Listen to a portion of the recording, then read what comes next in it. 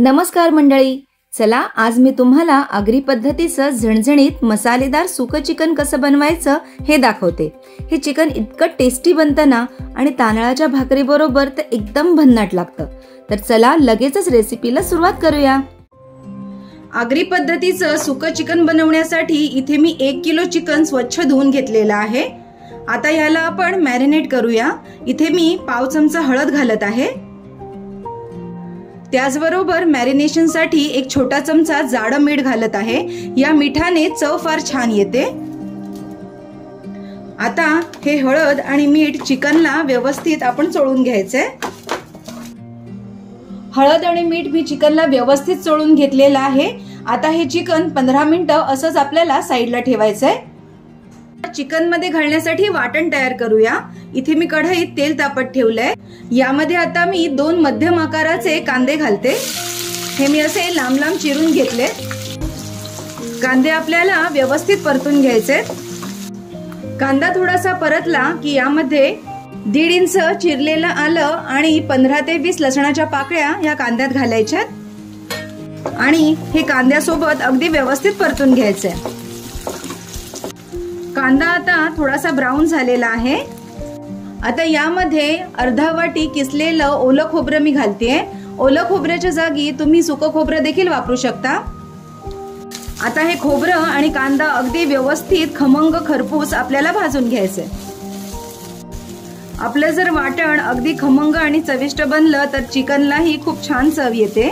वाटण छान खमंग खरपूस परतून झालेलं आहे। आता यामध्ये 1 टेबलस्पून धणे, 8 ते 10 काळी मिरी आणि मूठभर कोथिंबीर, देठासकटच आपल्याला कोथिंबीर घ्यायची आहे, यामध्ये घालायची आहे।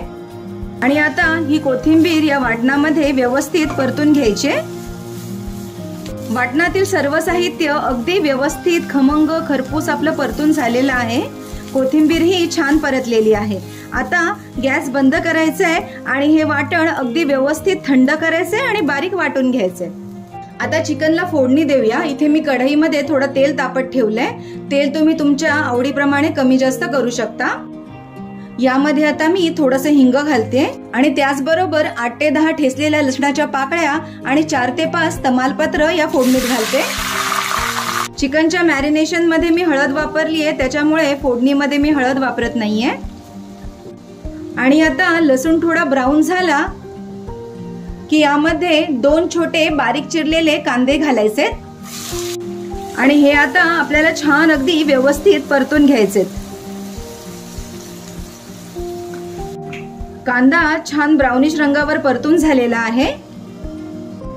आता यामध्ये हे सर्व मॅरिनेट केलेलं चिकन घालूया आणि आता हे या फोडणीमध्ये अगदी छान परतून घ्यायचंय। आणि आता चिकन वाफेवर असंच 3 ते 4 मिनिटं झाकण ठेवून शिजवायचे। हे पहा 4 ते 5 मिनिट हे चिकन अगदी छान मी शिजवून घेतलेलं आहे। आणि आता चिकन मध्ये आपण मसाले घालूया। इथे मी 2 चमचे आगरी मसाला घालत आहे।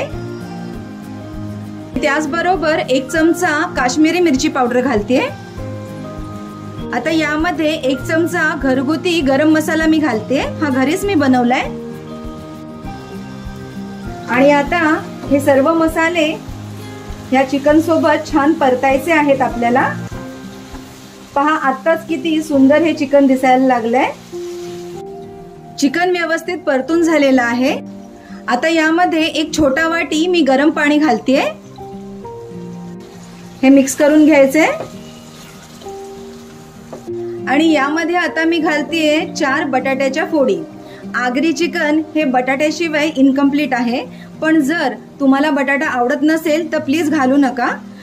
पण जर हा बटाटा तुम्ही या चिकन मध्ये घातलात तर तो ह्या चिकनच्या ग्रेव्ही मध्ये जेव्हा शिजतो सगळे जे फ्लेवर्स असतात ते या बटाट्यामध्ये छान मुरतात आणि हा बटाटा खायला फार टेस्टी लागतो। त्यामुळे मी सांगतेय म्हणून बटाटा नक्की घालून बघा। हे आता सगळं व्यवस्थित मी परतून घेतलेलं आहे आणि आता आपल्याला गॅस लो करायचा आहे आणि झाकण ठेवून 7 ते 8 मिनिट हे चिकन आपल्याला शिजवून घ्यायचे।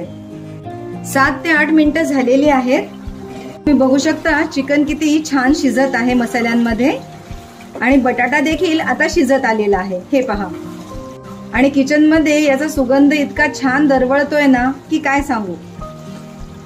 हे जे वाटण आपण वाटून घेतलं होतं ते यामध्ये घालायचंय आणि आता वाटणापुरतं अगदी थोडंसं मीठ मी यामध्ये घालतेय, कारण अगोदर आपण 1 चमचा मीठ मॅरिनेशन साठी वापरलेलं आहे।